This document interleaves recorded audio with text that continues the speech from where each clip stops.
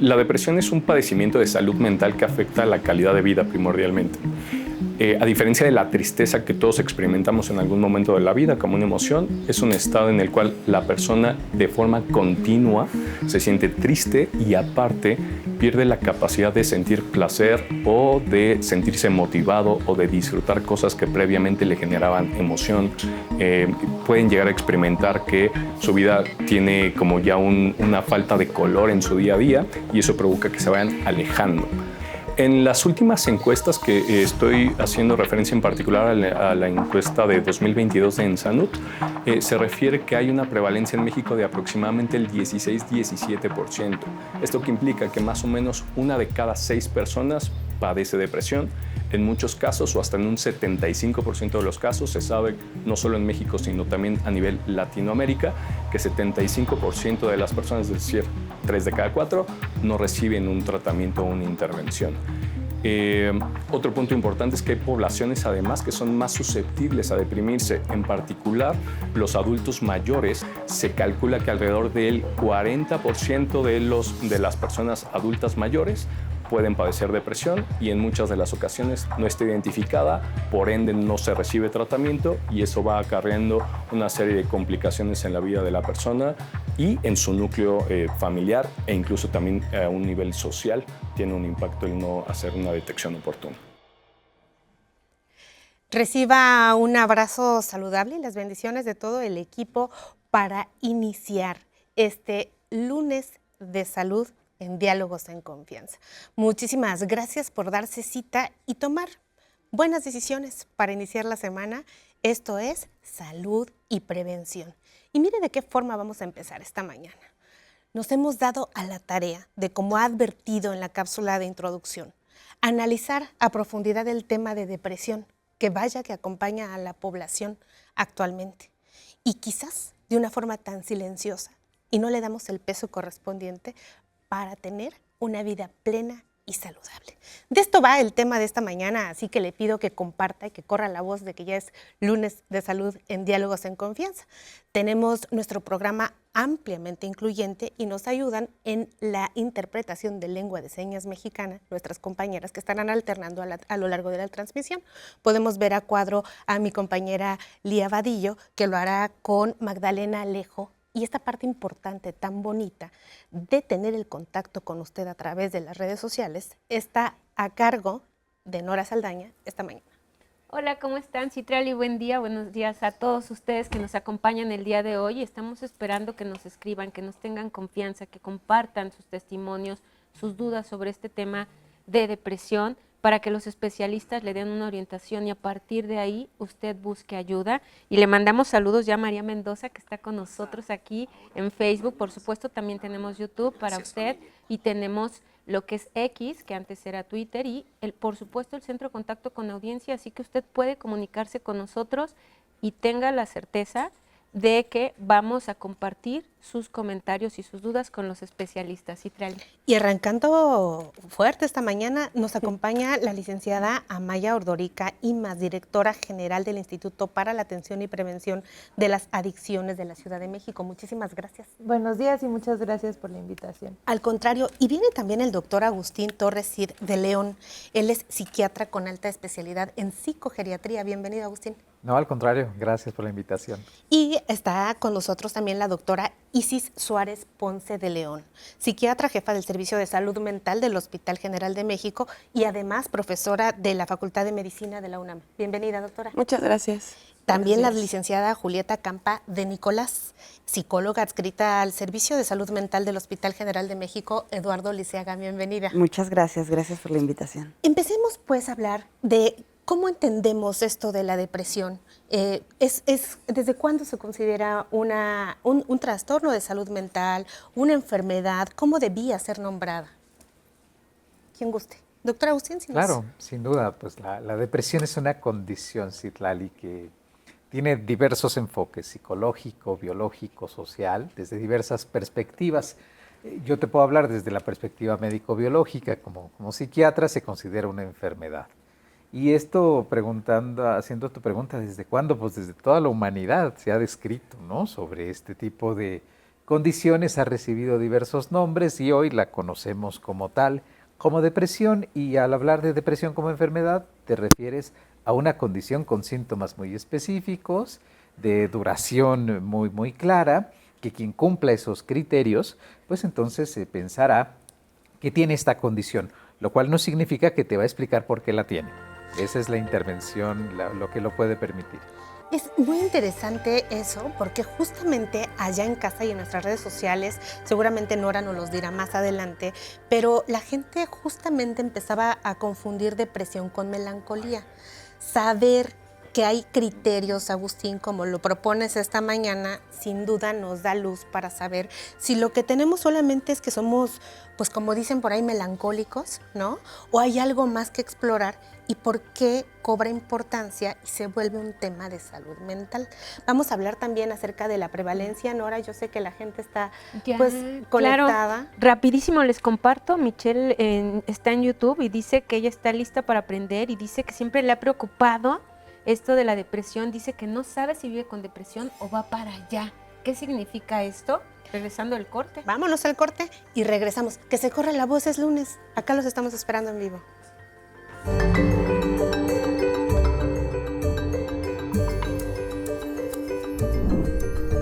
Cada 13 de enero se conmemora el Día Mundial de Lucha contra la Depresión. El propósito de esta fecha es sensibilizar, orientar y prevenir a la población sobre este trastorno. A pesar de los estudios científicos sobre la depresión, persiste una gran desinformación que alimenta falsas creencias. Una de las más comunes es pensar que la depresión no es real y que solo está en la mente de quien la padece. En realidad, es una enfermedad mental que tiene causas biológicas, emocionales y sociales. Otros creen que la depresión solo afecta a los adultos. La verdad es que puede presentarse en personas de todas las edades. También se piensa que basta con echarle ganas o tener fuerza de voluntad para superarla. Quien vive con depresión necesita un tratamiento integral. La psicoterapia, por ejemplo, ha demostrado ser eficaz porque modifica conductas dañinas, recupera la satisfacción personal y alivia síntomas como desesperanza e ira. Hablar abiertamente de depresión y compartir información confiable derriba estigmas y coadyuva a que más personas pidan apoyo. Reconocerla como una condición de salud que requiere atención es un paso esencial hacia la prevención y el bienestar emocional. Muchísimas gracias por este material que vaya que nos ilustra. ¿Y de qué hablamos, doctora Isis, cuando hablamos de depresión? O sea, decíamos en esto de los mitos que la gente tiene. ¿Realmente está en la mente de las personas? ¿Cómo es que se origina esto para que ahora consideremos a la depresión pues como una condición de vida que afecta? Sí, claro. Es bien sabido que existe un estigma bastante grande hacia la enfermedad mental, hacia los trastornos mentales.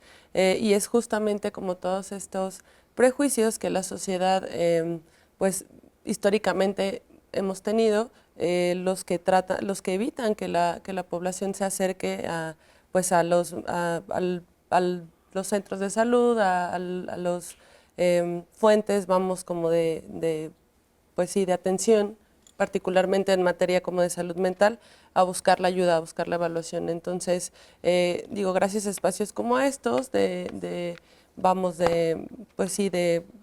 para romper con todos estos estigmas, es que la gente ha tenido como esta apertura a hablar de estos temas y justo empezar a conceptualizar los trastornos psiquiátricos, los trastornos mentales, como algo cotidiano, como algo que no está ajeno a la población general. Es en la medida en la que vamos un poco normalizando, por decirlo de alguna manera, la presencia de esos trastornos, ¿no?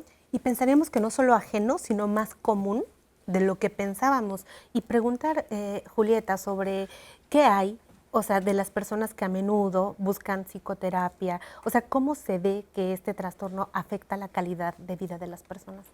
Yo creo que es importante como diferenciar dos cosas. Esto que hablábamos de la melancolía o de la tristeza, como un síntoma en el que estamos pues en relación constante porque al final son emociones con las que estamos compartiendo en el día a día.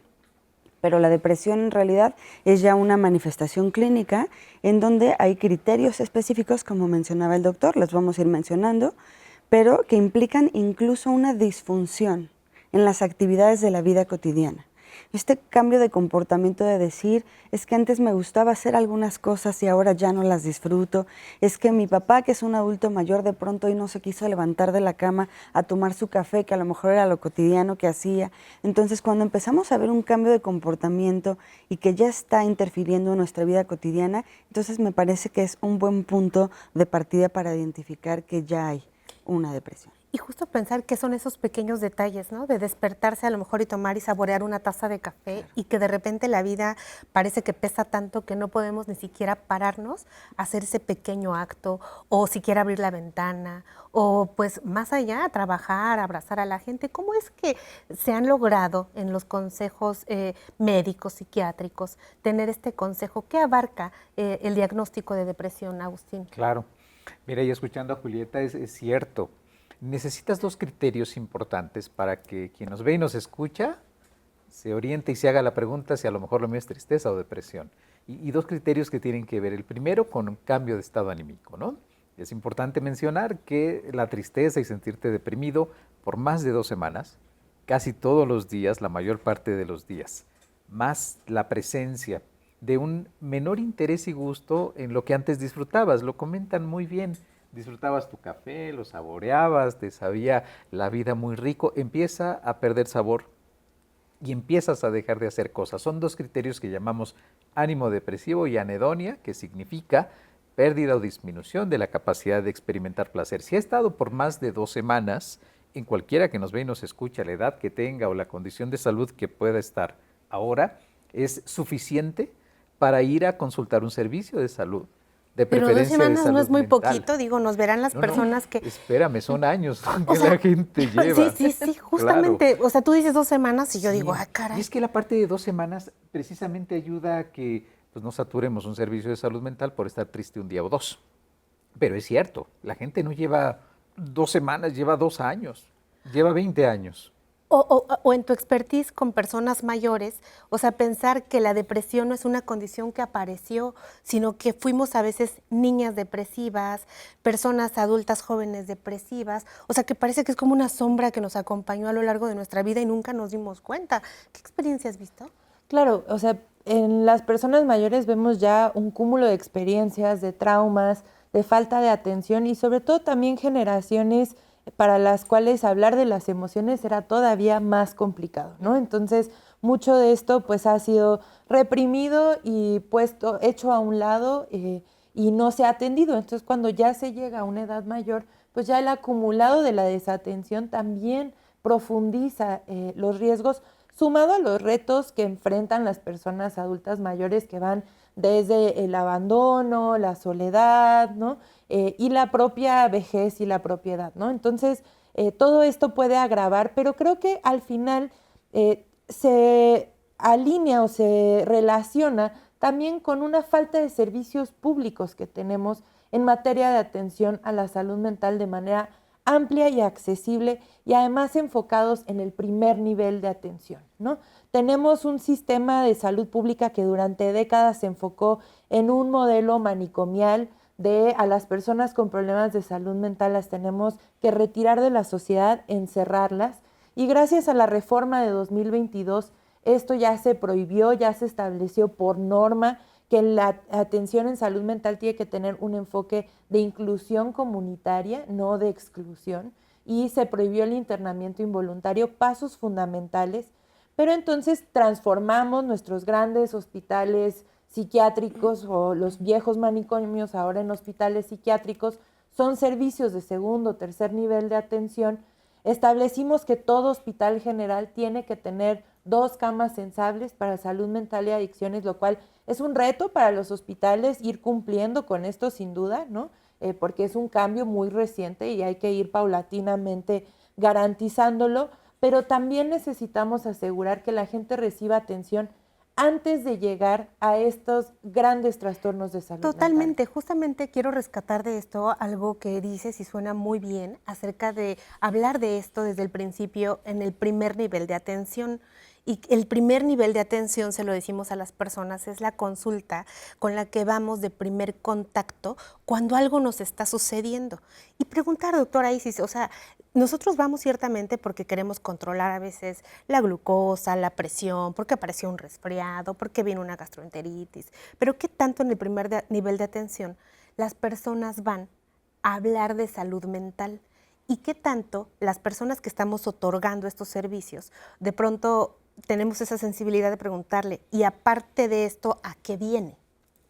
Sí, justo, creo que es uno de una de las problemáticas en las cuales se han, vamos, dirigido todos los esfuerzos, y hablando en particular de la Organización Mundial de la Salud, justo uno de sus programas prioritarios es como romper esta brecha que existe entre el primer nivel de atención y la salud mental. Entonces, justo se han creado estrategias donde se ha podido capacitar de cierta manera a los médicos generales.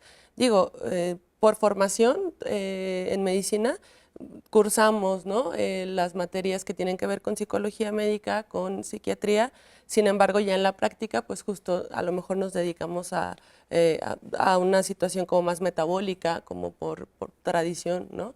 Entonces, justo este programa, estas estrategias se han diseñado con la intención de que los médicos generales, tengan esta como sensibilidad, tengan esta pericia, y sobre todo pues como esta empatía de poder detectar ciertamente algunas pues sí, conductas, o leer un poco entre líneas, ¿no? Cuando la gente a lo mejor no tiene como esa apertura personalmente, ¿no? Y justo poder no necesariamente tener que ir de entrada a un tercer nivel, que es igual como comentas, para la gente en casa, pues es ya a un nivel de especialidad, ¿no?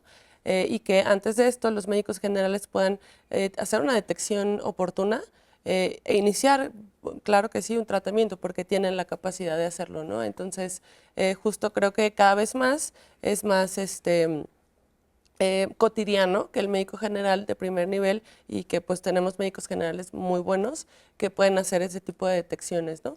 Totalmente de acuerdo, y la duda que usted tiene en casa, por supuesto, que se la atendemos con esta cápsula.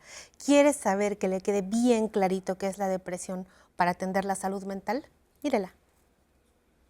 La depresión lo que implica es un padecimiento, un cambio que tiene muchas razones y muchas implicaciones a nivel biológico, a nivel del entorno, a nivel incluso de la respuesta inflamatoria del mismo cuerpo, y que va generando cambios en el cerebro y provoca que la persona pierda interés, pierda motivación, pierda el disfrute de su día a día, y que se sienta triste de forma continua, semanas de duración, ¿no? O sea, no es una situación que se quite de un día para otro, es una situación que tiende a cronificarse al menos un par de semanas, se refiere, y eso es lo que hace la distinción primordialmente con la tristeza, además de ciertas afectaciones a nivel físico. Hay varias formas en las cuales nosotros como especialistas podemos clasificar una depresión. Hay personas que tienen un episodio único, que sería un episodio único de depresión, pero también hay pacientes que tienen varios episodios durante la vida, y eso le llamamos depresión recurrente. Hay otro tipo de depresión que se le conocía antes como distimia, que es una depresión a lo mejor en teoría de menor intensidad, pero muchísimo más prolongada. Ahí estaríamos hablando de 1 o 2 años de duración, incluso más en la mayor parte de los casos.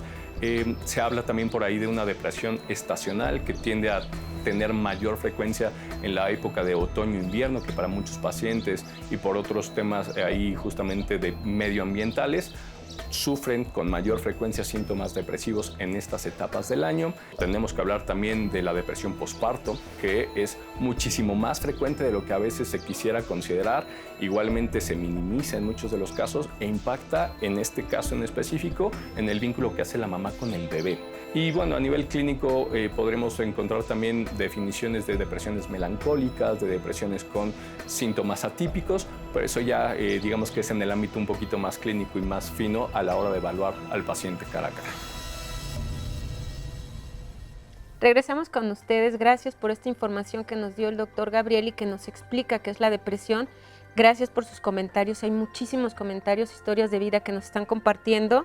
Y dice, con María Mendoza dice, ¿cómo diferenciar cuando es una gran tristeza y una depresión? Y también nos están preguntando sobre... Nos vamos a ir al corte y regresamos porque hay comentarios muy, muy importantes, pero vamos al corte. Siga aquí en Diálogos con nosotros hablando de depresión.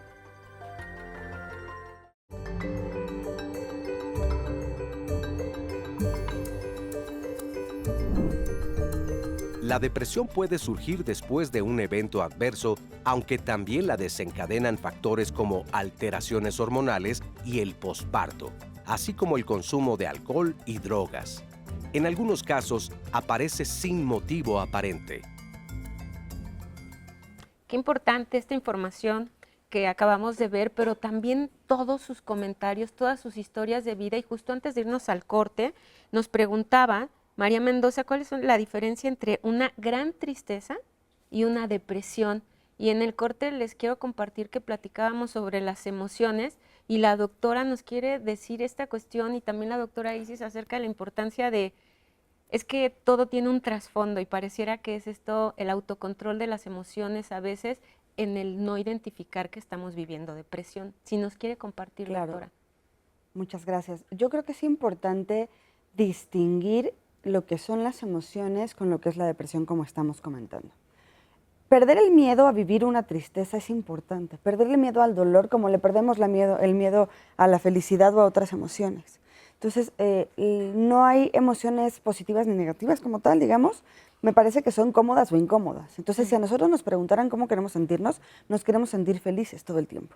Pero en realidad, pues la tristeza llega a ser incómoda. Cuando la tristeza es intensa, cuando la tristeza se vuelve crónica, pero no hay un impacto más allá en otras actividades de la vida cotidiana, como mencioné, podemos pensar que es tristeza y entonces vale la pena voltear de frente, ver la tristeza y decir qué es lo que me está generando esta tristeza para poder cuestionarnos cómo voy a resolver esta tristeza. Cuando ya no podemos entender a lo mejor a veces qué es lo que me está dando tristeza, pero tengo tristeza, estoy irritable, me peleo con todas las personas, no tengo ganas de hacer cosas que antes disfrutaba. Es también importante considerar entonces, como decía el doctor, después de 2 semanas la depresión. Pero hay un punto muy, muy importante que creo que vale la pena mencionar aquí, que es la distimia, que es esta depresión chiquita, o que ahora cada vez es más común escucharla como depresión funcional, que es por mucho tiempo, más de 2 años, 10 años quizás, en donde yo me siento triste, decaído, pero de pronto a veces sí tengo ganas de hacer las cosas y entonces digo, no, ya no estoy deprimida, esto era otra cosa, y entonces menospreciamos esos síntomas. Entonces, creo que también identificar que probablemente sí estoy deprimido, que se siente como una depresión pequeña o funcional, que le llaman ahora, pero que en realidad también merece su atención, su tratamiento en psicoterapia y su tratamiento farmacológico. También nos preguntan sobre, qué bueno que dijo esto porque nos hablaban de esta depresión funcional, pero también nos comparten que cuando identifican, nos dice Sonia, cuando identifica este síntoma de que está triste y de que puede ser una depresión, acudió con el médico y lo que le recetó fueron vitaminas, porque lo que le pensó doctor Agustín es que estaba cansada y por eso no rendía. Entonces, que si pueden hablar de esta parte también. Claro, ocurre mucho, Nora. Es más, podría ser hasta una recomendación. Si usted ha ido al médico y le han dado todas las vitaminas que existen, piense que a lo mejor lo que tiene es una depresión, ¿no? Y esta falta de energía, cansancio, agotamiento, tristeza, problemas para dormir, problemas para tener iniciativa. Sin duda, ese tipo de medidas no son útiles, no son recomendables, salvo que tengas un déficit de vitaminas.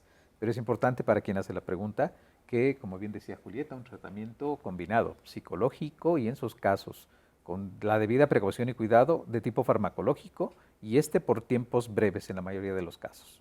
¿Y a dónde podrían ir las personas si de repente no hay atención o si no hay esta preparación que están en este trabajo? Entendemos por lo que nos comparte, pero ¿a dónde van? Porque la verdad es que si te sientes perdido.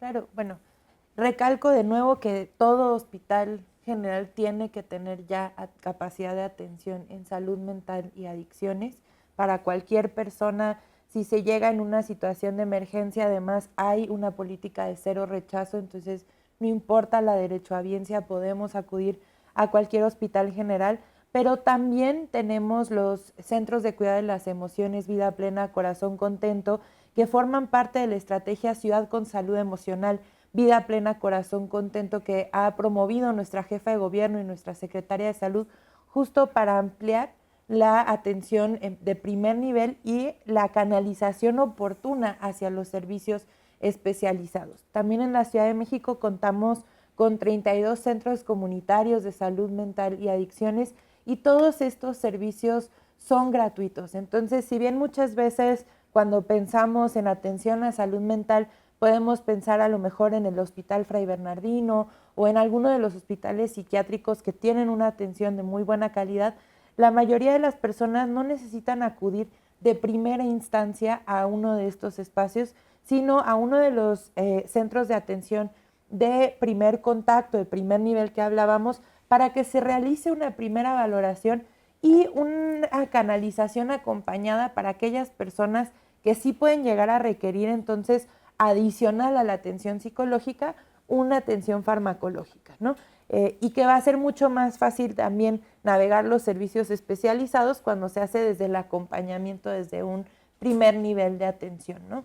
Adicionalmente también, regresando a un punto que mencionaba la doctora Isis, que es fundamental, estamos trabajando arduamente entre el gobierno de la Ciudad de México e IMSS Bienestar para capacitar al personal médico, es decir, médicos, enfermeros, que no son propiamente especialistas en salud mental, con una metodología que ha promovido la Organización Panamericana de la Salud, que se llama MHGAP, para que puedan brindar atención básica en salud mental y que sepan detectar, orientar y canalizar a aquellas personas que lo necesiten, incluso cuando no tenemos un especialista en salud mental, porque es muy importante destacar, y aquí los doctores que nos acompañan no me dejarán mentir, que tenemos pocas y pocos psiquiatras en nuestro país. Necesitamos muchos más, ¿no? Entonces también necesitamos que médicos bien calificados, como decía la doctora, tengan capacitaciones adicionales para que puedan también brindar atención en esta materia. Muchas gracias. Les voy a compartir el testimonio de Caro. Dice, buenos días, hace 2 años me despidieron de un trabajo en donde estuve 15 años y ahora estoy en terapia y fue por una relación de pareja. Hace poco tiempo me di cuenta que la depresión que tengo es por la pérdida de trabajo porque yo sentí que perdí mi vida. Me ha sido muy difícil el acoplarme a los nuevos trabajos, todo el tiempo tengo miedo de que pase lo mismo. ¿Qué le dirían a Caro? Y yo quisiera también retomar esta parte porque nos habló de la valoración.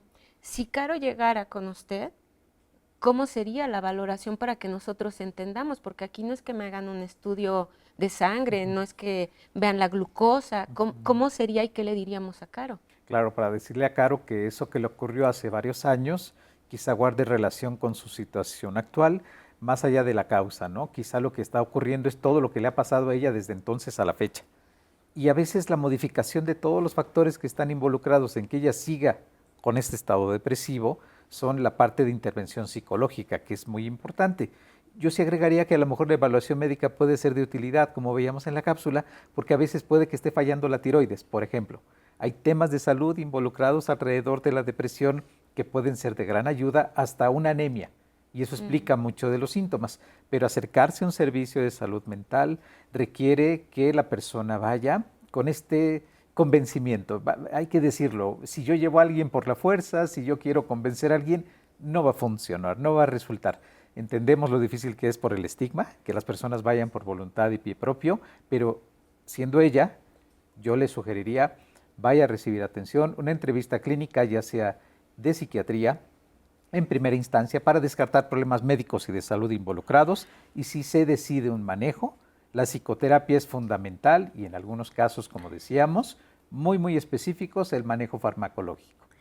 Y retomar un poco esto, queridos colegas, esta mañana igual si lo que decías, Amaya, acerca de estas atenciones y este esfuerzo que está habiendo actualmente pues por el gobierno, por las instituciones de reconocer la salud mental. A nosotros nos gusta mucho pensar que el poder lo tenemos las personas y que de pronto si allá fui a consulta y nadie me preguntó, pues yo puedo utilizar mi voz, que se escucha, y decir, no tendré depresión, algo más tendré, y dejar quizás esta actitud paternalista Claro. que ha tenido la medicina a lo largo de la historia, en donde el doctor es el que dice lo que yo tengo y yo soy una persona solo receptiva, no sé. Sí, se deja de promover el término paciente, Claro. ¿no? Y estamos promoviendo un poco consultante, solicitante del servicio. Y efectivamente, a lo mejor no has recibido la atención que consideras, pero la iniciativa debe venir del usuario, de nosotros, de las personas, a hacer la solicitud del servicio. Te podría decir que están abarrotados los servicios de salud mental y que la gente no va, pese a que estén disponibles, a que estén cercanos. Es como difícil, pero yo me uno a lo que acabas de decir. La palabra paciente debe de ir cambiando para una cuestión más activa. Totalmente de acuerdo. Y también preguntar, vimos en la cápsula el maravilloso trabajo de mi compañero Epigmenio Saldaña, pues haciendo el foco justamente acerca de que hay depresiones. Y lo trae Nora en los comentarios de las personas. Y voy a pues preguntarte a ti, querido Agustín, porque así como entendemos que hay vejeces, ahora decimos hay depresiones. O sea, ¿las depresiones no son iguales?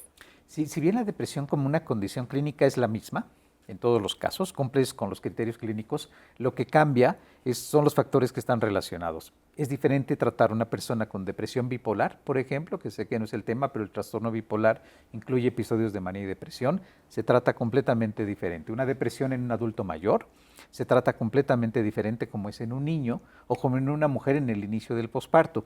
Las características que la hacen diferente a la depresión precisamente son qué condiciones de la persona le están acompañando, pero en esencia, si hablas del episodio depresivo como tal, viene siendo el mismo, con algunas variantes quizás que en los niños y adolescentes el ánimo triste se cambia por irritabilidad y enojo. Entonces es un dato clínico importante que mencionar, pero sí es necesario saber si la depresión es por una esclerosis múltiple. Hay personas que llegan a la consulta y no se saben enfermos, llegan con síntomas depresivos, de ahí la parte médica es importante porque los estudias y los analizas y ves que sí hay depresión, pero tiene un problema médico que le está explicando, o como mamá ya sabe bien, sustancias. Consumo de alcohol, sustancias, te puedo decir que es tanto como la causa o la consecuencia y que evidentemente te requiere un tratamiento completamente diferente.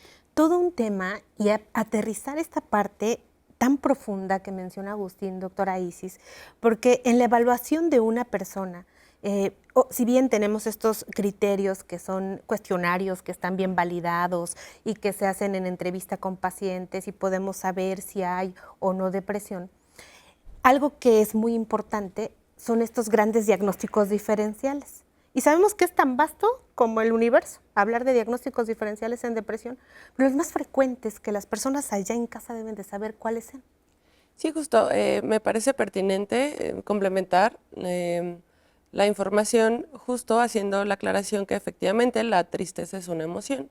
Sin embargo, es un síntoma de la depresión, ¿no?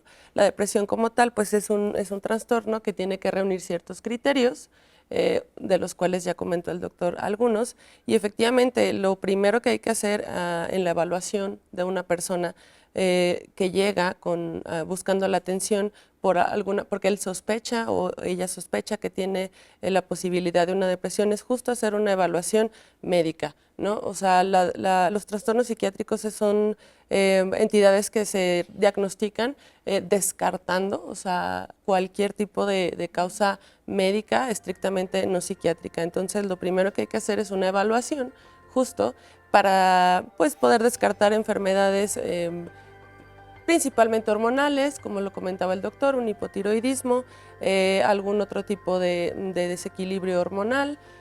Principalmente es también muy frecuente trastornos neurocognitivos, como se llaman ahora, que muchas veces lo que antes se conocía como demencia, ahora el nombre es trastorno neurocognitivo, como la enfermedad de Alzheimer, por ejemplo. Entonces es un diagnóstico diferencial. El consumo de múltiples sustancias, ¿no? Dentro de ellas, pues el alcohol, entre otras, ¿no? Es de las más frecuentes. Y justo también enfermedades... ¿Qué te parece si con esas nos vamos? Y las personas se quedan muy pendientes para que después del corte les complementemos de qué más se trata la depresión.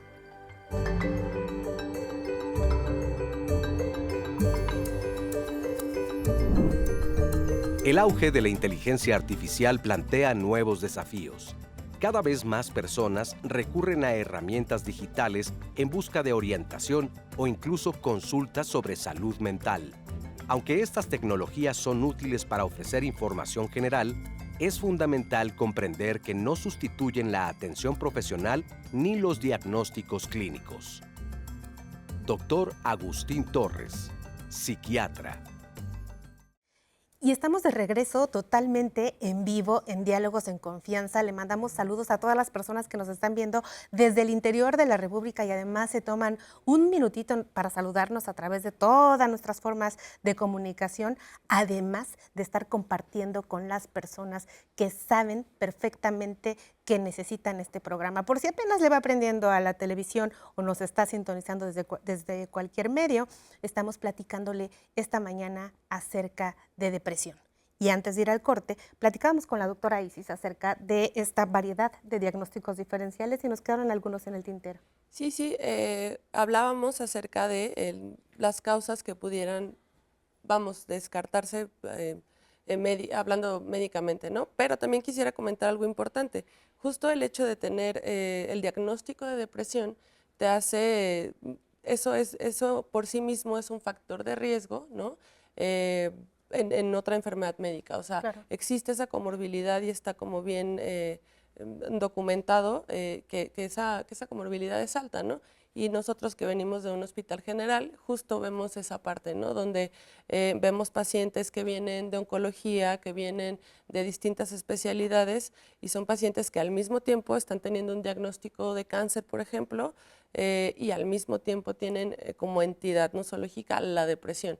Entonces, justo también sería importante recalcar que no necesariamente se encuentran las entidades de manera individual, ¿no? O sea, existen las comorbilidades y la depresión es de las comorbilidades más frecuentes en una enfermedad médica. Y cuando decimos comorbilidad, es algo que se agrega a dañar la vida de las personas. Digamos, un diagnóstico más, una condición de vida más que se agrega. Con eso decimos comorbilidad. O sea, que una persona puede estar viviendo con estas enfermedades que nos dices, Isis, y además se agrega la depresión. Así es.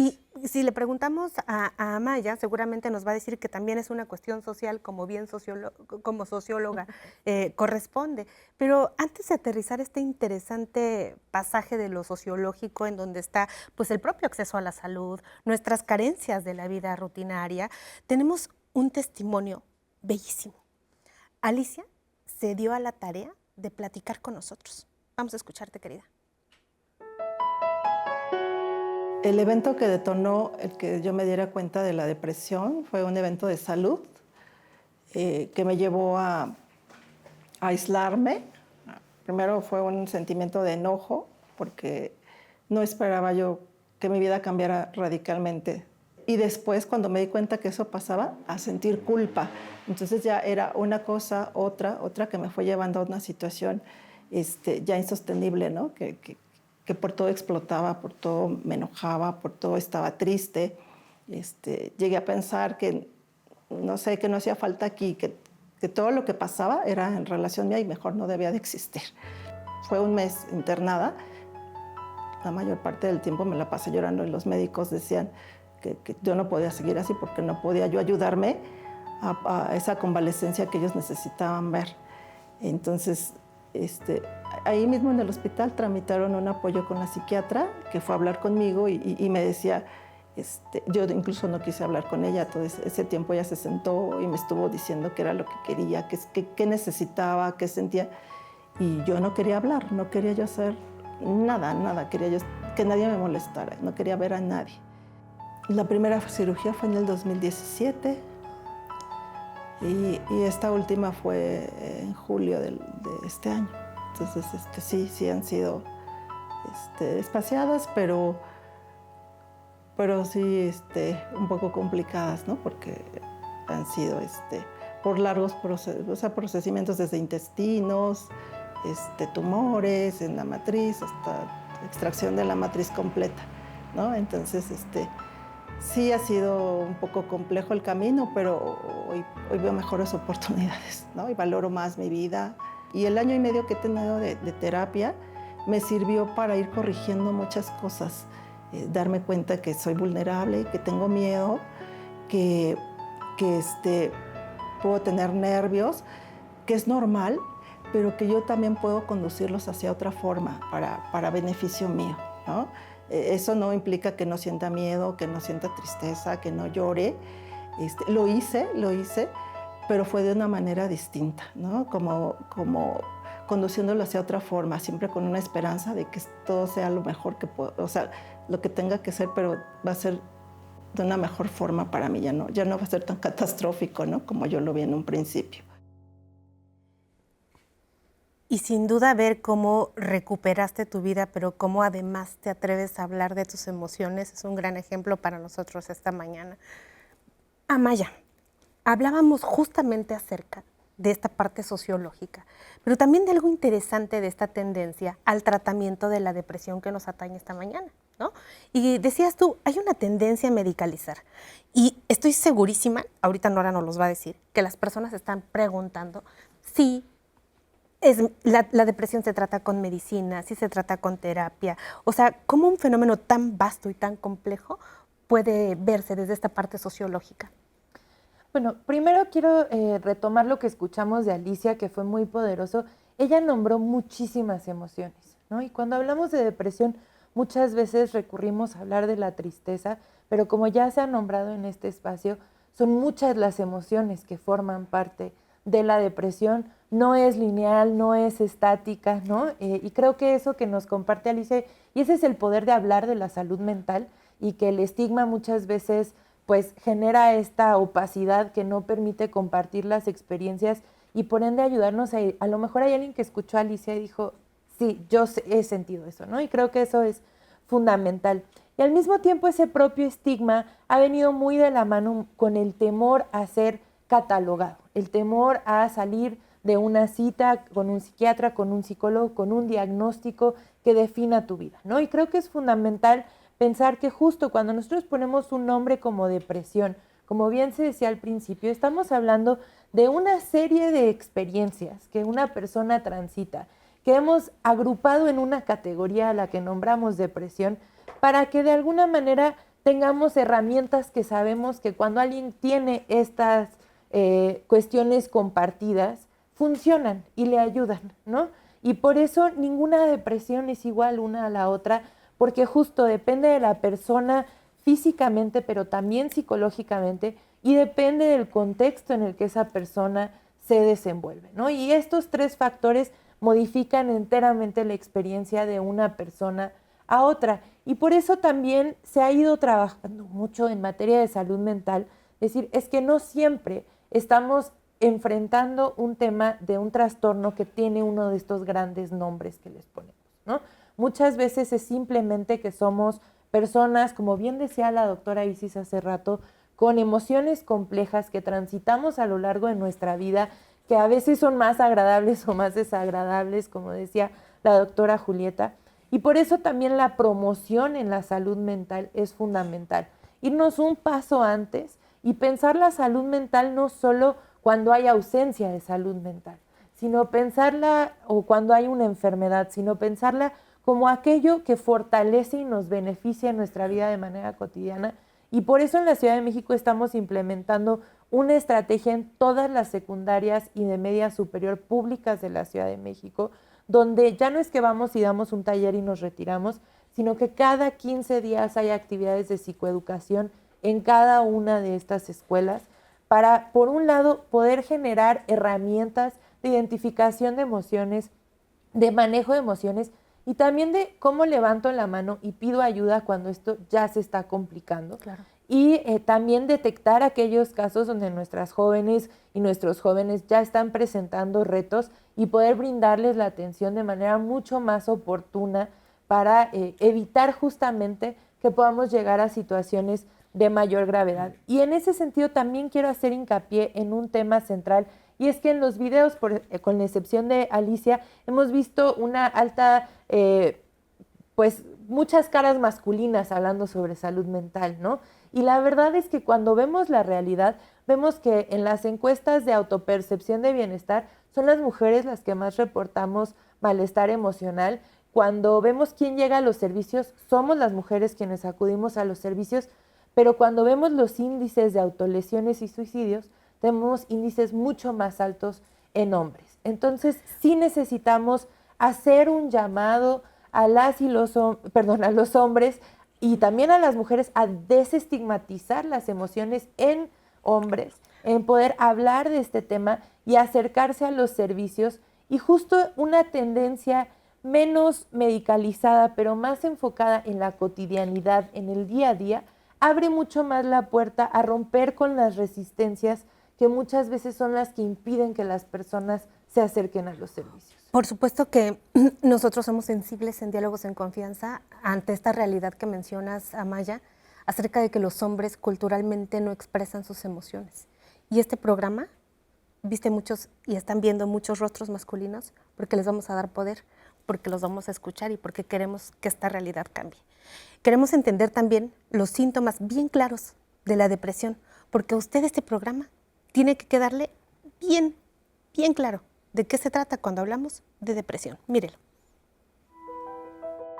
Es importante decir que para identificar la depresión, el sujeto tiene como parámetro el cómo se siente él de forma, cuando no hay síntomas, es decir, cuando se siente con bienestar, cuando está tranquilo, ese es el parámetro de referencia. Cuando el sujeto o la persona empieza a notar cambios en cuanto a cómo se siente, en cuanto a su motivación, su iniciativa para hacer cosas que a lo mejor antes fluían de una forma muy sencilla, como pararse, bañarse, desayunar, irse a trabajar, cuestiones así, y de repente empieza un proceso muy paulatino en el cual le cuesta cada vez más trabajo incorporarse, más trabajo sentirse enganchado con sus actividades o con sus familiares o con sus personas cercanas. Eso es un dato de alarma. Es muy observable en una persona que padece depresión que también tenga por ahí una intensidad alta de ansiedad, nerviosismo, miedo inespecífico. La irritabilidad también es un síntoma a considerar como estas manifestaciones, más allá de la tristeza, las personas con depresión también pueden estar irritables, en particular hombres, niños, adolescentes, adultos mayores, pueden, en vez de manifestar o de que se les observe tristes, estar marcadamente irritables. Hay algunos otros síntomas que pueden ser a nivel físico. La persona se puede sentir muy fatigada, muy inquieta, también puede ser otra de las alternativas. Otro de los síntomas que se describen o de las manifestaciones que puede presentar una persona con depresión es la falta de apetito o un aumento de apetito, e igualmente un síntoma sumamente frecuente son problemas relacionados a calidad y mantenimiento del sueño. En algunos casos, cuando pues esto se va agravando, empiezan pensamientos o cogniciones, les llamamos nosotros, vinculados a sentirse culpables o a pensarse culpables de ciertas situaciones, insuficientes respecto a su entorno, que no son buenos estudiantes, que no son buenos en su trabajo, que son un mal elemento, digamos, en su círculo social. Y en casos más graves, pues sí puede haber incluso pensamientos relacionados a la muerte, deseos de morir o pensamientos de suicidio como tal. Muchísimas gracias, doctora Ahumada, por ampliar nuestro conocimiento esta mañana y pedirte ayuda, Julieta.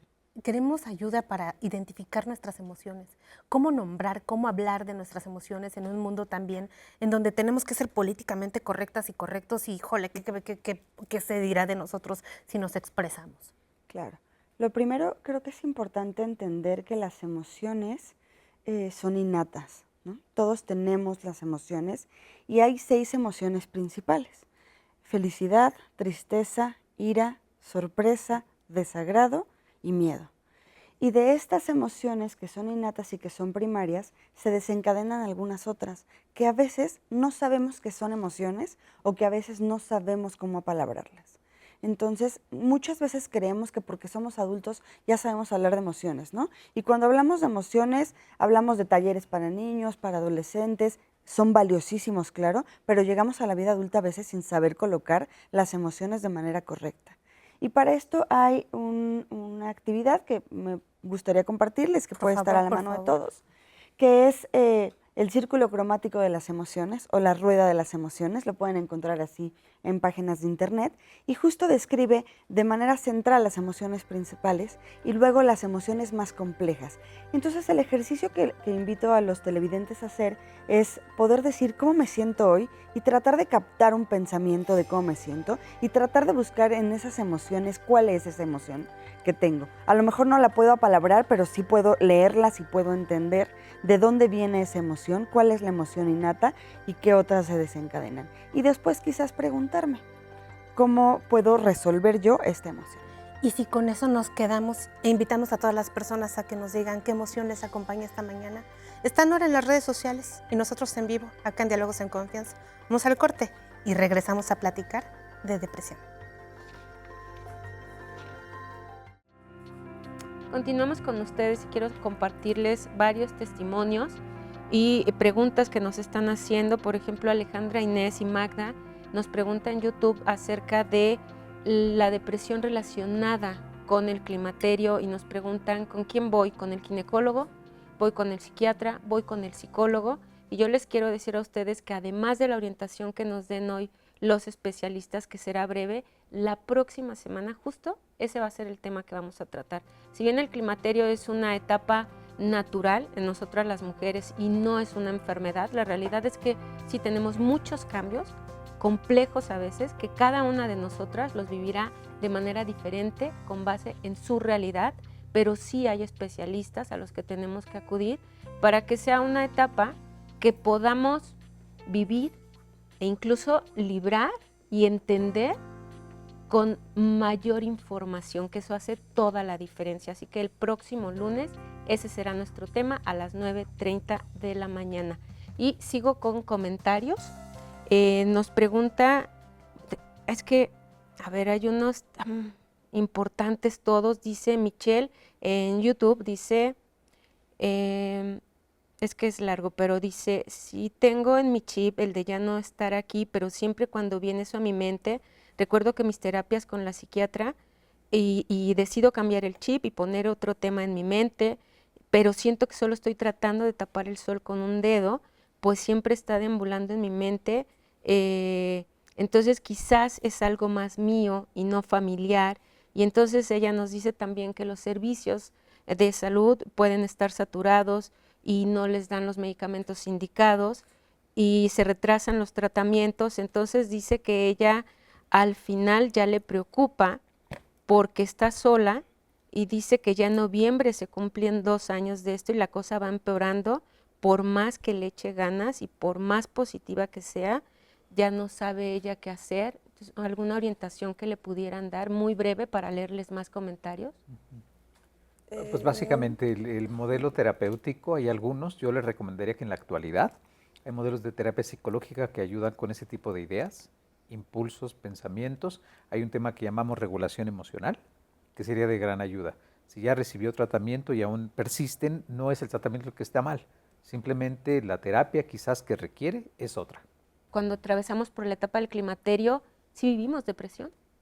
Sí, justo, es muy frecuente tener episodios depresivos durante esta etapa de climaterio y efectivamente es importante que esta etapa sea lo menos sintomática e incómoda posible para la persona que lo vive, donde pues el especialista en ginecología es quien lleva el tratamiento en ese sentido, ¿no?, de sustitución hormonal y claro, también con la consulta y la evaluación psiquiátrica poder dar un tratamiento que actualmente hay antidepresivos que tienen un perfil que está orientado hacia la depresión, específicamente en climaterio. Muchas gracias. Selene dice, mi mamá, tías, primos y yo sufrimos de depresión. ¿Es de familia? ¿Hay algo genético? Además de las pérdidas y sufrimientos de niñez. Y dice que cuando buscas atención en instituciones de salud están saturadas. ¿Qué podemos hacer? Estas son 2 partes, Amaya, si ahorita tú nos apoyas, pero ¿hay una cuestión genética en la depresión? Como comentaba bien Amaya, hay un componente multifactorial y a veces cargar el peso a la genética lleva a las personas a considerar que esta es una enfermedad y solo las medicinas van a sacarme de ella. Y ese ha sido un gran y grave error, porque hay quien no se da cuenta que los cambios que tiene que hacer en su vida son elementales para que lo que el medicamento se encarga de hacer tenga efecto. No se ha comprobado todavía si hay una condición genética para heredar directamente el riesgo a deprimirse. Lo que sí es que el ambiente tiene un factor determinante, y si la familia se organiza de una manera tal a responder con tristeza y este tipo de conductas por aprendizaje, es muy probable que el resto de los descendientes tengan estos mismos rasgos de comportamiento. De ahí que el tratamiento es multifactorial, no solo farmacológico, social, integral y de manera terapéutica. Gracias, doctor. Amaya, de una vez aprovecho esto de los servicios saturados y puedes apoyarnos orientando si está saturado a dónde voy, para dónde volteo a ver, y también pregunta en YouTube Kio Genru si estos servicios solo son para los habitantes de la Ciudad de México. Bueno, primero quisiera regresar al primer comentario, porque la persona se está abriendo, nos está compartiendo pues algunas ideaciones y pensamientos que son muy sensibles y hablan de la posibilidad de llegar a tener pensamientos de hacerse daño o de poder estar en situación de mayor riesgo, y en ese sentido quiero recalcarle a toda la población la importancia de que ante estas situaciones está la línea de la vida. Hay que llamar al 800-911-2000. No es momento para dejar o postergar, sino que es un momento clave para buscar ayuda y poder recibir la atención que se requiere. Y a través del 800-911-2000, la línea de la vida, se puede canalizar a los servicios de atención, además de recibir una psicoorientación. Adicionalmente, compartir que en casos de mayor gravedad o urgencia, también Locatel y 911 son líneas telefónicas a las cuales se puede llamar para acudir a solicitar apoyo o incluso acudir a cualquier servicio de urgencias de un hospital general en la Ciudad de México. Añadir que además los centros de cuidado de las emociones y los centros comunitarios de salud mental y adicciones de la Ciudad de México atienden a la población de cualquier estado, no es requisito ser habitante de la Ciudad de México, pero además los centros comunitarios de salud mental y adicciones existen en otros estados de la República, justamente como en el Estado de México, entonces puede haber incluso un centro más cerca de su lugar de residencia, y en la propia línea de la vida les pueden asesorar sobre cómo acercarse a los servicios. Amaya, y justamente queriendo complementar a estos servicios, hicimos el material del gran esfuerzo que se está haciendo, porque hoy reconocemos que no hay salud sin salud mental. Miren. En el Instituto para la Atención y Prevención de las Adicciones, en este transcurso y periodo de tiempo estamos en un proceso de transformación. Vamos a pasar a ser el Instituto para la Atención a la Salud Mental y las Adicciones en la Ciudad de México, el YASAMA. Con ello, ahora sí vamos a poder tener las atribuciones y la rectoría de la atención a la salud mental. Esto no quita el hecho de que ahorita ya estemos generando acciones y estrategias para la atención en salud mental y, por supuesto, al consumo de sustancias psicoactivas, a través de una estrategia general, que es la estrategia Vida Plena, Corazón Contento, la cual cuenta con 3 ejes muy importantes. El primero es el de prevención comunitaria. A través de la prevención comunitaria vamos a estar cada 15 días en todas las escuelas secundarias y de media superior públicas. Van a tener a una persona, un psicólogo, psicóloga, especialista en salud mental, brindando atención, identificación, abordaje, cuestiones psicoeducativas y, por supuesto, generando canalización. En la parte de escucha y cuidado, que es este segundo gran eje de la estrategia Vida Plena, Corazón Contento, está la atención que es de contención emocional, primeros auxilios psicológicos. También en este eje vamos a contar con los cuencos de las emociones, que van a ser espacios presenciales en algunos lugares de la ciudad, como por ejemplo, ahorita ya se cuenta con uno en la Glorieta Insurgentes y otro en Metro Constitución de 1917. El tercer eje es la atención primaria. Contar con espacios que permitan ya no solamente tener contención emocional, sino también recibir una atención integral en salud mental. Y hablar de atención integral es hablar de contar con diversos especialistas para la atención, desde trabajo social, psicología y, por supuesto, referencias a un tercer nivel si hay la necesidad. La depresión se caracteriza por una tristeza persistente y la pérdida de interés en las actividades con las que normalmente se disfruta, así como la incapacidad para llevar a cabo las actividades cotidianas durante al menos 2 semanas. Desde el YAPA contamos con una oferta de servicios de contención emocional, donde podrán encontrar ustedes una atención de primeros auxilios psicológicos, de contención emocional, a través de nuestra atención virtual, a través de nuestra línea telefónica, a través de nuestro YAPA Bot y, por supuesto, a través de nuestras redes sociales. Muchísimas gracias y desde Diálogos en Confianza deseamos que esta estrategia sea extremadamente útil y que usted ponga allí un recadito, lo ponga en el refrigerador, cerca del teléfono en casa, estos números que de verdad cuando se necesitan y estamos en esta angustia, en esta desesperación de no saber cómo apoyar a nuestro familiar, a nuestro ser querido, de verdad que es oro molido. Ese es el trabajo que están haciendo. Muchísimas gracias, Amaya. Y justamente escuchábamos en la cápsula acerca de los cuencos de las emociones, ¿no? Y nos decías, Agustín, algo interesantísimo, que las emociones tienen un sentido, tienen una razón de ser. Claro, le llamamos que las emociones tienen una función, cumplen un propósito. Lo decía muy bien Julieta, desde que nacemos están ahí, tienen una razón de ser y es importante que la gente no tenga miedo a experimentarlas, ya que la duración de las mismas es breve. Y cuando digo breve son 5 a 10 minutos como máximo, ninguna emoción dura más tiempo. Por eso es importante establecer que quien ahorita nos ve y nos escucha, que pensamos hablar de tristeza, si le está durando una semana, 2, 3, 4, 5, eso ya no es una emoción de las saludables, por llamarlo así. O sea, por ejemplo, para entenderlo muy claro, por ejemplo, que yo me enojé mucho ahorita, ¿no? Y esta emoción en 5 a 10 minutos de mi cuerpo ya se fue. Y si tengo como este estado como de enojo persistente de 2 semanas, ¿qué cosa es o cómo lo nombro? Evidentemente, mira, y es que la emoción, y ponte a pensar cuántas cosas decimos cuando esa emoción está presente y el daño que podemos provocar. Después de 5 o 10 minutos, la mayoría estamos arrepentidos, avergonzados de las cosas que hemos dicho, de la manera que actuamos cuando la emoción estaba en su máximo nivel. Entonces, la recomendación es dejar que la emoción suba lo que tiene que subir y generalmente en este lapso de tiempo no actúes. Si tienes la emoción intensa, la que sea, no tomes decisiones, ninguna acción. Y esta va a ir decreciendo poco a poco hasta desaparecer. Si esta se mantiene por más tiempo, como describías, si llevo enojado 1 mes, eso no es por ningún motivo. O hay quien va a decir yo toda la vida, ¿no? Exactamente, o sea, pues, no es algo saludable.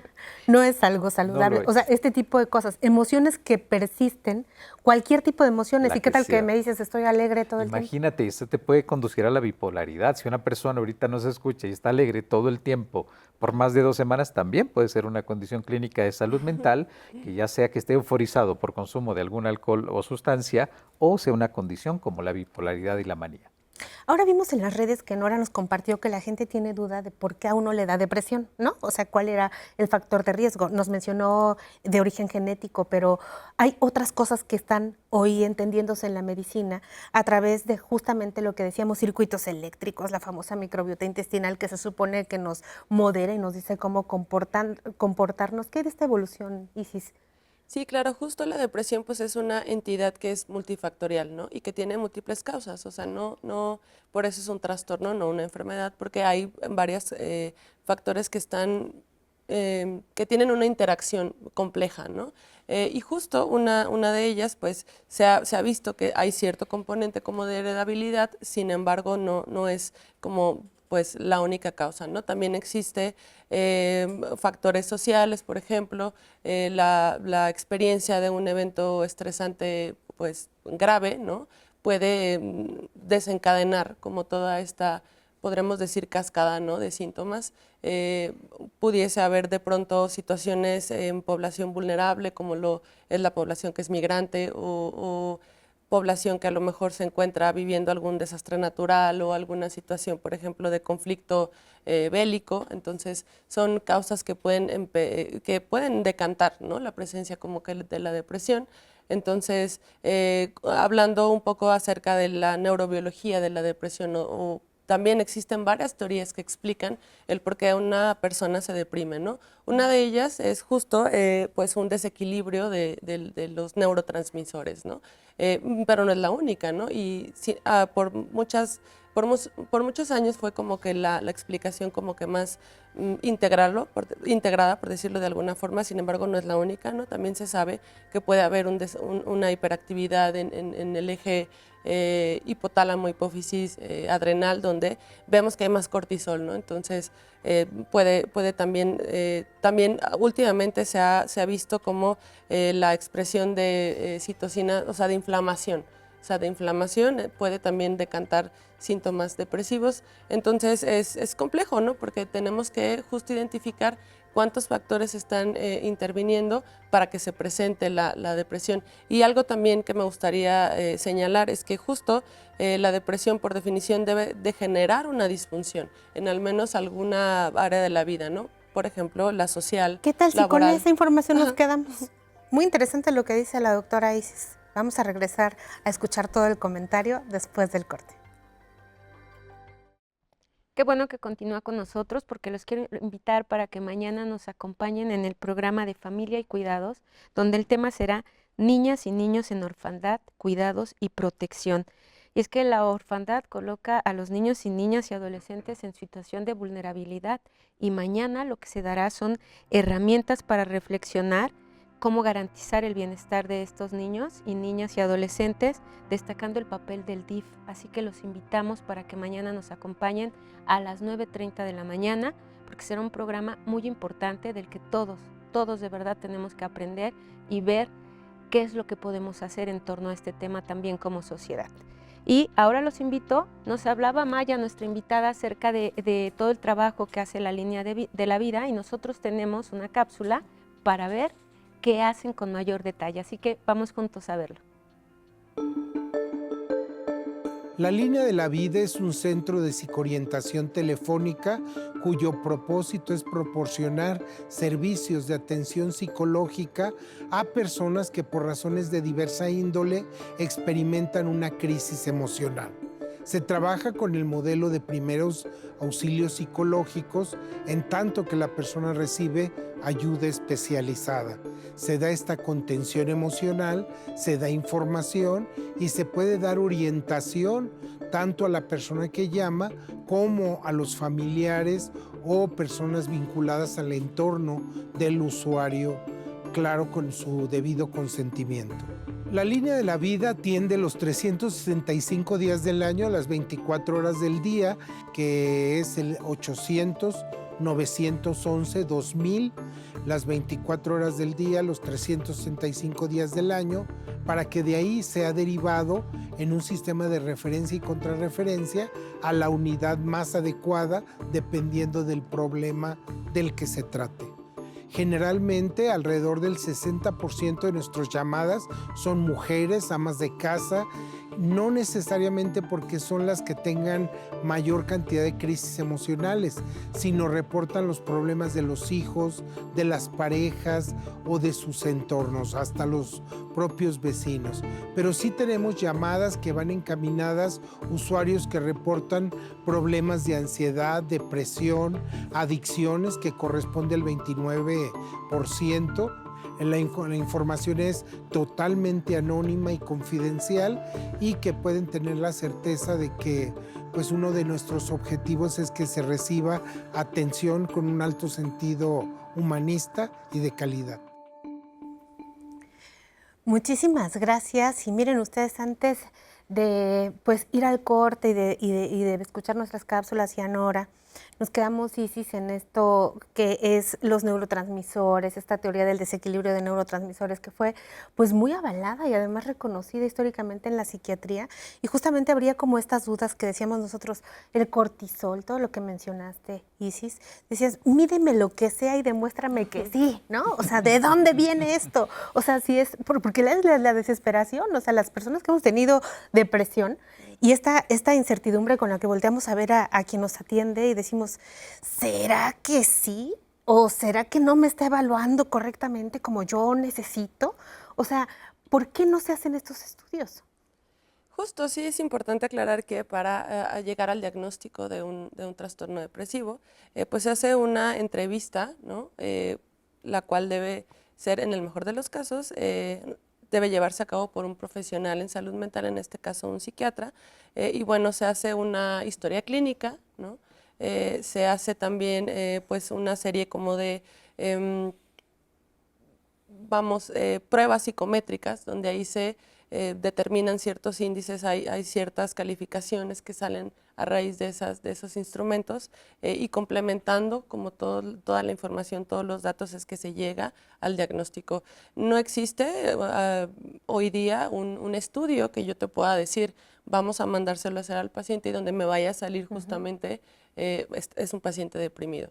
Entonces es algo que hay que psicoeducar a la población acerca de que no hay como tal ni un estudio de laboratorio ni uno de gabinete donde pueda yo detectar una depresión, por lo cual pues el paciente debe estar consciente que es a través de la observación, es a través de la entrevista clínica que llegamos al diagnóstico, como lo dije anteriormente, sí. Claro, descartando otras entidades.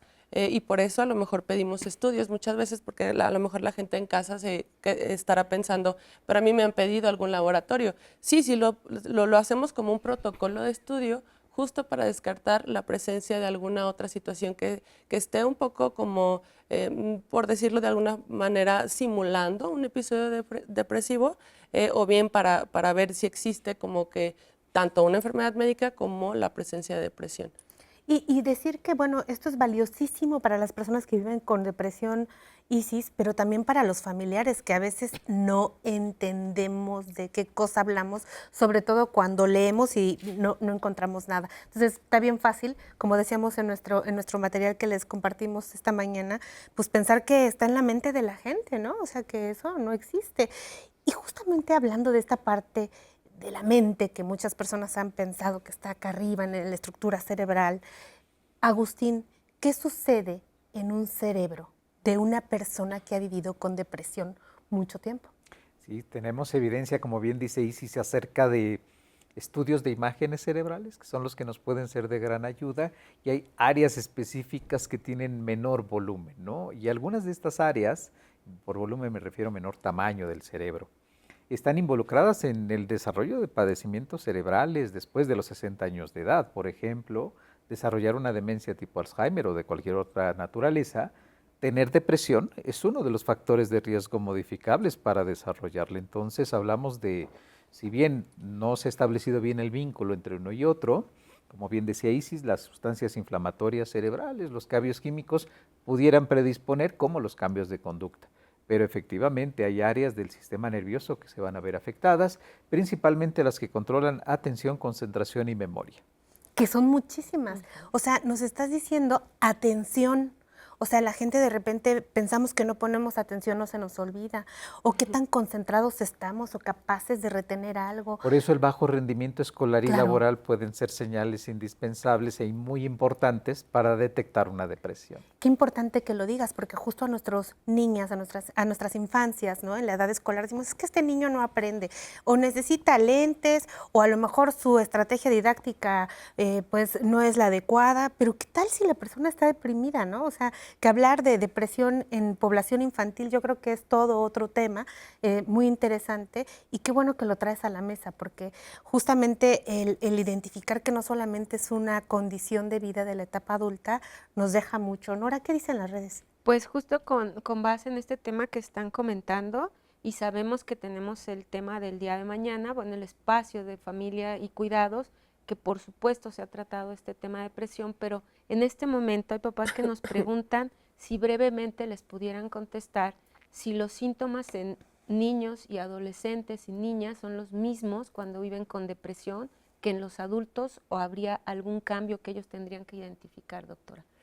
Sí, los síntomas de la depresión en las infancias, en la adolescencia, pueden observarse con ciertos cambios, ¿no? Normalmente, o es frecuente que los niños, en lugar de manifestar quizá la tristeza como tal, presenten cambios conductuales, ¿no? Entonces es muy notorio que presentan irritabilidad.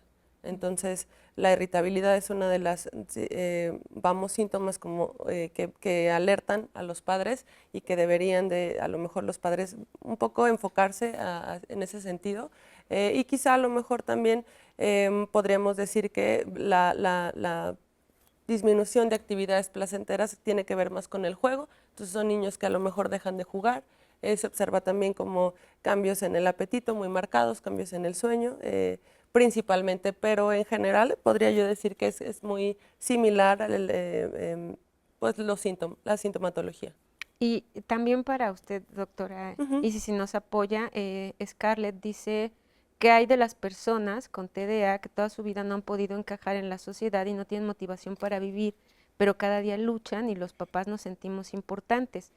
Ella también nos complementa y nos dice que como padre se sienten impotentes de sacar a sus adolescentes de la depresión. A veces no quiero salir de casa porque me preocupa que se lastime, no encuentra estímulo en nada, y hay más comentarios que nos dicen que justo, como Claudia Coutinho, que aunado a esto nos dicen que no hay tantos especialistas que se enfoquen en personas que viven con depresión y además una discapacidad psicosocial. ¿Qué nos puede comentar? Sí, un poco como en orden de cómo me lo fuiste comentando. Sí. Efectivamente, el trastorno por déficit de atención e hiperactividad es una neurodivergencia que con mucha frecuencia tiene como comorbilidad, es decir, al mismo tiempo está presente un episodio depresivo, ¿no? Entonces es importante identificar las entidades para poder dar el tratamiento adecuado. Y efectivamente los padres, el TDA no solo se presenta en las infancias, sino también persiste en la adolescencia y en la adultez. Sin embargo, con mayor frecuencia se diagnostica en etapas tempranas de la vida. Muchas veces los padres sienten como pues sí, compromiso acerca de poder, tratar o erradicar la presencia de los síntomas psiquiátricos pues en sus hijos. Sin embargo, es importante considerar o limitar hasta dónde es la responsabilidad del padre, ¿no? Entonces, un poco hablando acerca de este caso que nos comentabas, donde el adolescente tiene autolesiones, pues yo la invitaría quizá como a una valoración igual subsecuente, o no sé, habría que valorar si es el tratamiento adecuado, ¿no? O qué otras opciones tiene. El tratamiento es bien individualizado, no podría yo generalizar porque es muy específico por cada caso, ¿no? Gracias, doctora. En las llamadas, Virginia Pérez dice: tengo 68 años, en mi caso me siento aislada con mis hijos, yo creo que puedo tener depresión. ¿Qué sucede cuando se conjunta la depresión con la ansiedad? ¿Cómo es el tratamiento de ambas o es el mismo tratamiento? Y felicita a los especialistas. ¿Qué le podemos comentar a la señora Virginia? Claro, el manejo en estos casos requiere identificar la presencia de ansiedad.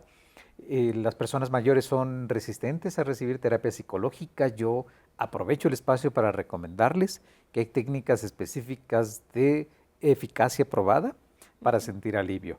Y sí, el aislamiento social es uno de los factores que incrementa 4 veces más el riesgo a depresión.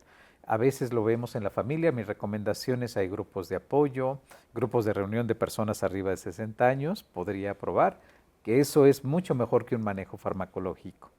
Así es, y están también en las 15 utopías que existen ya en la alcaldía de Iztapalapa, y se va a abrir en las nuevas utopías también las casas de día para adultos mayores, que son espacios de convivencia, de activación, que además también tienen estrategias de prevención del desarrollo de deterioro cognitivo, ¿no? Entonces, realmente es un espacio donde se puede encontrar comunidad para personas adultas mayores enfrentando situaciones de abandono. Y que sea la oportunidad de compartirle a la audiencia de Diálogos en Confianza, al público de Diálogos en Confianza, que justamente este tema vinculado a la soledad, depresión y enfermedades neurodegenerativas, claro, ha tenido últimamente una asociación increíblemente fuerte y sustentable, que es motivo de estudio, de protocolos de estudio en donde se está caracterizando este tipo de alteraciones neuropsiquiátricas entre demencias y otras cosas, pues que llama mucho la atención. Estamos completamente en vivo en Diálogos en Confianza. Le queremos invitar a que todavía se quede a nuestra programación. Nos vamos a corte, regresamos.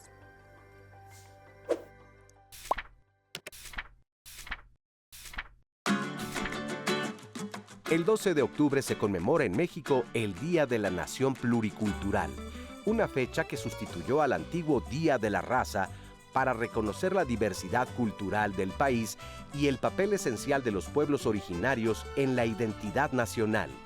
El cambio de nombre, aprobado en 2020, fue más que un gesto simbólico. Representó el compromiso de visibilizar la pluralidad de lenguas, tradiciones y cosmovisiones que conviven en el territorio y que continúan influyendo en la vida social, política y cultural del país. Esta conmemoración también llama la atención sobre las desigualdades históricas que aún enfrentan las comunidades indígenas y sobre la urgencia de garantizar condiciones de respeto, equidad y participación real en los asuntos públicos. Durante esta jornada, instituciones educativas, centros culturales y colectivos comunitarios organizan actividades que destacan la diversidad y fortalecen el orgullo por las múltiples raíces que dan forma a la nación. Recordar esta fecha es reconocer que la pluriculturalidad no pertenece al pasado, sino que forma parte del presente y es un horizonte para el futuro. Al mismo tiempo, nos invita a mirar la historia desde una perspectiva incluyente que dé voz a los pueblos originarios y reconozca su papel en la construcción de un México diverso, vivo y con bases más justas e igualitarias.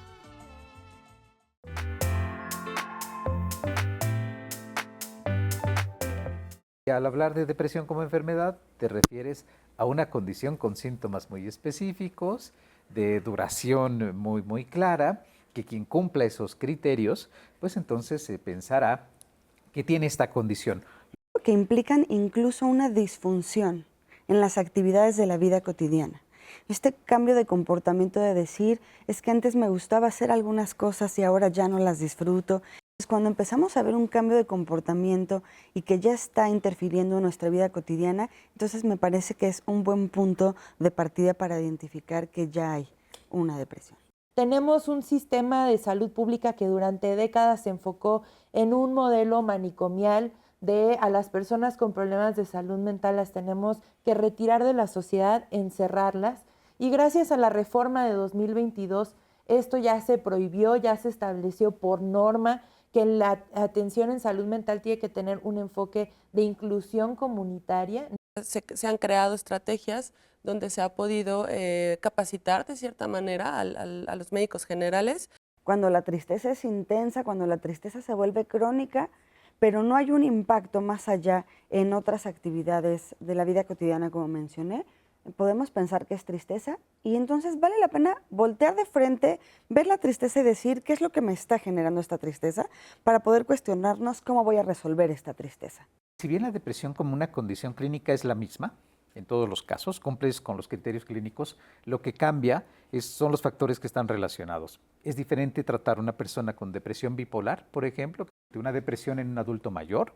Se trata completamente diferente como es en un niño o como en una mujer en el inicio del posparto. Lo primero que hay que hacer en la evaluación de una persona que llega buscando la atención porque él sospecha o ella sospecha que tiene la posibilidad de una depresión, es justo hacer una evaluación médica.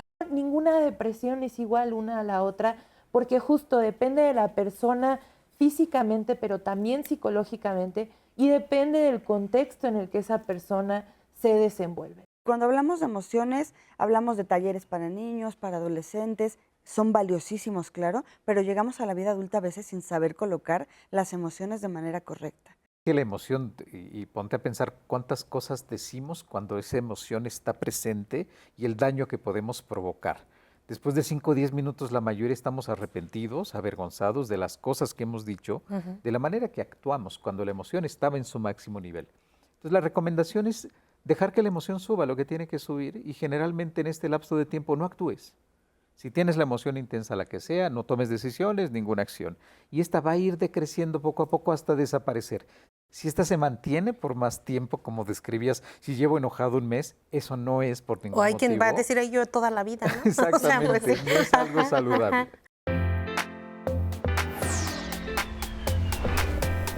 Pues ahí el resumen de lo que nos han dicho el día de hoy nuestros invitados con este tema sobre la depresión, que sí es una enfermedad y que tenemos que buscar ayuda, y justo con base en eso que usted nos está pidiendo, traigo a aquí con los especialistas sus llamadas. Karina Gutiérrez nos dice, me gustaría que hablen acerca de la depresión que padecen los residentes médicos. Incluso se ha llegado a suicidar por la presión que ejercen los adscritos, que tratan con la punta del pie, son humillados y les hablan con groserías. Hay personas que deciden salirse de la especialidad por esta situación.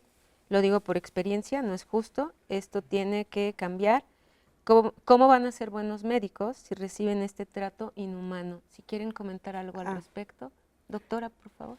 Perdón, a mí me gustaría mencionar que cada vez hay más espacios justos abiertos a esta población que se acerquen a solicitar ayuda en sus servicios, como ya bien decía Maya, o en el Hospital General de pronto brindamos apoyo con los médicos, que ha sido la creciente de padecimientos en salud mental, pero también creo que son cada vez más sensibles a poder identificarlos, ¿no? Antes no se los permitían, ahora me parece que incluso las jefaturas de los servicios son mucho más abiertas a que se les brinde la atención y a brindar los espacios.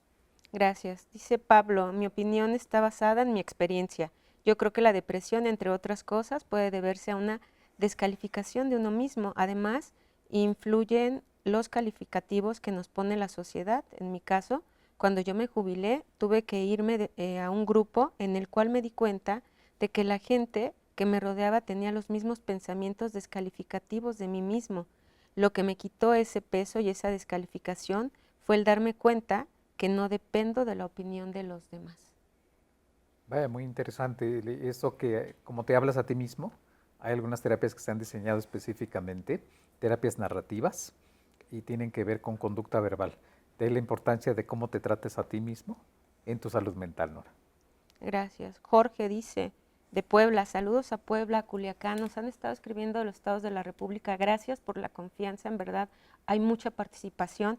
Él nos dice, la depresión de una persona en algún momento, si es muy fuerte, puede llegar a fallecer. ¿Esto relaciona con suicidio? Sin duda, esa sería una de las principales razones y riesgos y peligros reales que bien ya hemos mencionado. Y la otra es que la depresión incrementa el riesgo de morir prematuramente, no por quitarte la vida, sino por las complicaciones que Isis comentaba físicas que hay en el organismo y conductuales, porque quien se deprime puede abandonar cualquier tipo de tratamiento. Ese es uno de los riesgos. Desde Guanajuato, Antonio nos dice, tengo tiempo que no puedo dormir, no sé si eso se pueda llamar depresión. Yo tomo una pastilla para la cabeza y otro medicamento como losartán. No sé si exista una medicina mejor, que él tendrá otras enfermedades por lo que nos está diciendo, pero específicamente en cuanto al no poder dormir, ¿también tendría que ser una causa por la que yo vaya a consulta para ver si es por depresión? Sí, definitivamente. Creo que las alteraciones en el ciclo sueño-vigilia pueden ser un síntoma de un episodio depresivo y también pues merman mucho la funcionalidad de la persona. Entonces creo que definitivamente sería uno de los motivos por los cuales podría él acudir a una evaluación. Gracias, doctora. Dice Mauricio Reyes, me estoy tratando con un psicólogo, pero hace 2 semanas me dio un ataque de ansiedad, ya que en el médico me dijeron que podría tener diabetes por su glucosa elevada y le gustaría que nuestros invitados le comentaran el estado de ánimo puede afectar su salud y esta relación con la diabetes podría llevar a una cuestión de depresión. Como comentaba Isis, la resistencia a insulina puede derivarse del estrés crónico. El estrés crónico y los cambios que el cuerpo sufre eleva cortisol, que si bien no es el villano, el exceso del cortisol sí lo es. Entonces sí hay una íntima relación entre el cuerpo y la mente, a lo que nos están preguntando, de ahí que tratarse esa parte emocional podría ayudar a mejorar su salud. También destacar ahí que menciona una situación emocional muy intensa frente a una noticia, ¿no? Entonces eso es normal en la vida, que reaccionemos frente a las noticias, frente a lo que suceda en nuestro entorno, pero justo como se ha mencionado es el tema de cuando eso se estanca y se vuelve algo crónico que impide el funcionamiento de mi vida. Y para este tipo de momentos hay otras herramientas que también podemos aprender a utilizar para el manejo de los momentos de crisis emocional que no necesariamente nos hablan de un trastorno depresivo como tal, ¿no? Gracias. Álvaro Espinosa, a Cuernavaca, saludos a Cuernavaca también, dice, tengo depresión. Y dice, él nos pregunta, ¿por qué ya no se mencionan a los grupos de autoayuda como una opción para tratar este tema? Y aprovecho, Florín nos dice, ¿cómo puedo hablar con mi amigo que sufre de depresión sin lastimarlo? Si nos pudieran dar respuesta, una orientación para estas dos. Los grupos de autoayuda primero. Sin una guía, un grupo de autoayuda ha mostrado no ser de utilidad. Una guía se refiere a un médico especializado, un psiquiatra. O alguien capacitado y calificado que a su vez entrene a alguien que es supervisado para realizar esta función, como Maya nos menciona de estas visitas cada 2 semanas para llevar seguimiento, es indispensable, porque si no termina siendo como un buzón de quejas, sin guía, sin dirección, y el grupo pierde sentido. Tenemos gran experiencia de otros grupos como AA, que tienen agendas y van siguiendo paso a paso qué se tiene que hacer. Ese tipo de grupos que existen sin una guía tiene efecto contraproducente. Y Florín, ¿cómo le dice a su amigo que ella nota que quizás tenga, sin lastimarlo? Y la última es, si se cura la depresión. Bueno, creo que sí es difícil decirlo sin lastimarlo por el estigma que hemos hablado, pero que lo intente. Pero intente hacerlo. ¿Cómo le diría alguna frase con la que yo pueda Quizás empezar? Incluso más que asumir, abrir un espacio de diálogo con esta persona. ¿Cómo te has estado sintiendo? ¿Estás bien? ¿Qué tipo de emociones has estado transitando?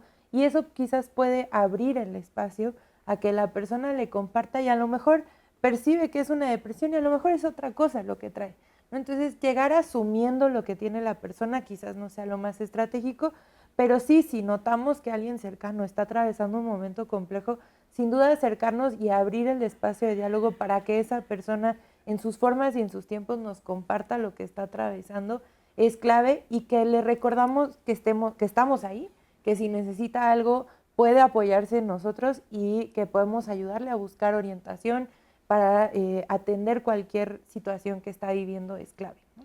Pues ya los especialistas ahorita le responderán acerca de si se cura la depresión, y a mí me toca agradecerle a nombre de todos esta participación que ha tenido, por supuesto, la producción que está ahí en cabina, la confianza que tiene cada lunes y cada día de la semana en este equipo para compartir sus historias de vida, porque nosotros trabajamos para ustedes. Así que gracias por la participación de hoy, y sabe que este programa se queda ahí para que lo pueda compartir y lo pueda seguir consultando. Citlali. Así es, Nora, y muy cerca de la recta final, así como dice la canción, el final se acerca ya.